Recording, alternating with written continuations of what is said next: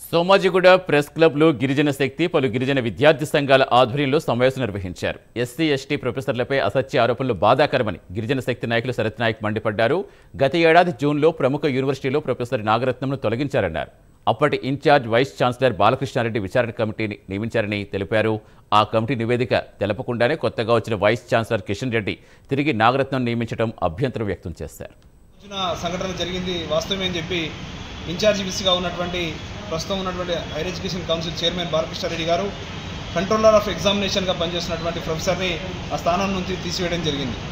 దాని తర్వాత ఏదైతే కొత్తగా వచ్చినటువంటి 2 నెలల క్రితం కొత్తగా వచ్చినటువంటి వీసీ JNTH మళ్ళీ ఏ ప్రొఫెసర్ని అయితే ఆ రోజున ఆ సంఘటన జరిగింది బాధ్యులుగా తీసివేశారో మళ్ళీ వారిని రీఇనిషియేట్ చేయడంలో గల ఆంతర్యం ఏంది? అదేవిధంగా ఒక యూట్యూబర్ సంబంధించినటువంటి ఒక వ్యక్తి, ప్రజాప్రతినిధిగా ఉన్నటువంటి వ్యక్తి డైరెక్టర్ ఆఫ్ ఎగ్జామినేషను వాస్తవానికి అక్కడ ఉన్నటువంటి పొజిషన్లో ఎస్టీ మహిళా ప్రొఫెసర్ ఉండగా ఒక రెడ్డి ప్రొఫెసర్ ఉన్నారు. దానివల్ల బీసీ మహిళా ప్రొఫెసర్కి అన్యాయం జరుగుతుందని చెప్పి ఇవాళ కొన్ని అవాస్తవాలని అసత్యాలను ప్రచారం చేయడం జరిగింది. దాన్ని కూడా మేము తీవ్రంగా